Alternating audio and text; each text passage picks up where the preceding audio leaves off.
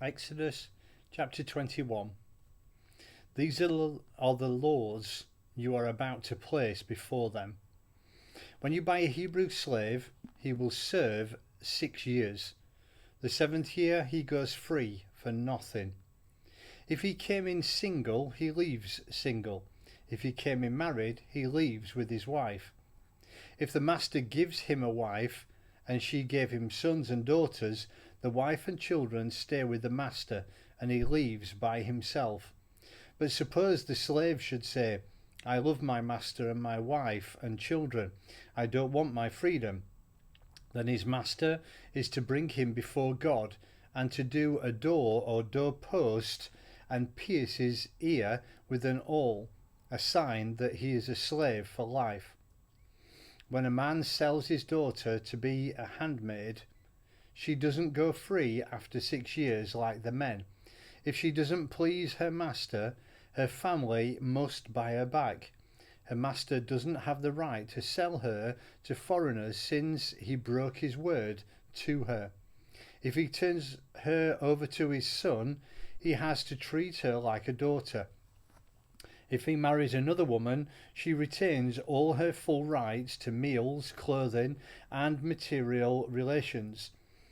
If he won't do any of these things for her, she goes free for nothing. If someone hits another and death results, the penalty is death.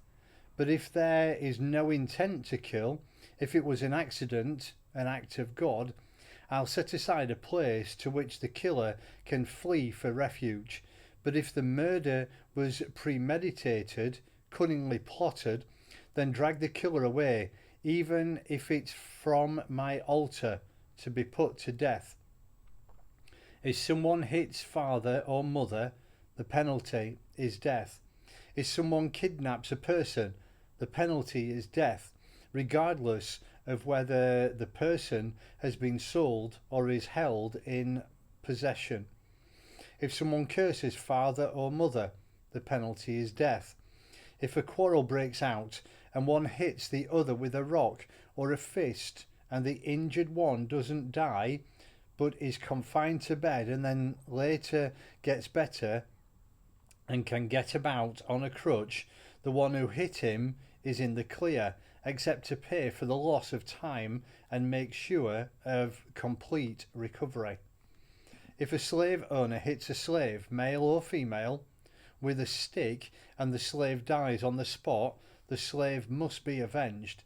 But if the slave survives a day or two, he's not to be avenged. The slave is the owner's property. When there's a fight, and in the fight a pregnant woman is hit so that she miscarries but is not otherwise hurt, the one responsible has to pay whatever the husband demands in compensation.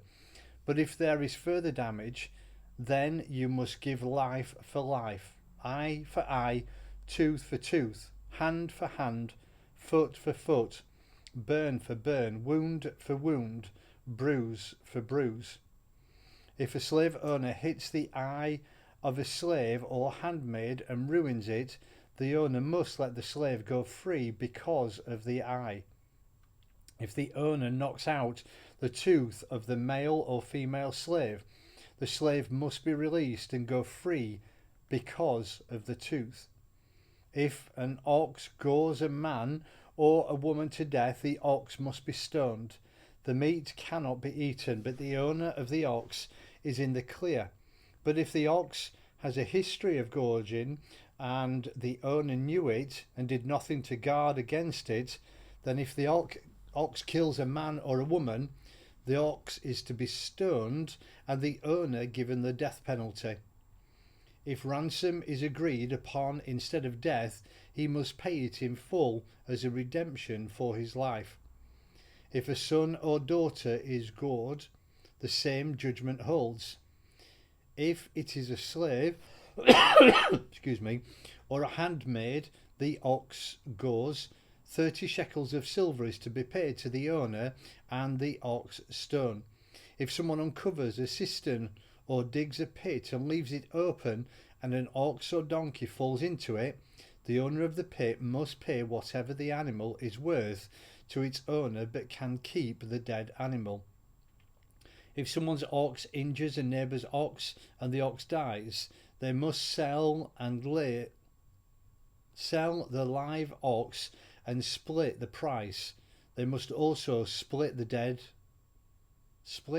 animal. But if the ox had a history of gorging and the owner knew it and did nothing to guard against it, the owner must pay an ox for an ox, but can keep the dead animal.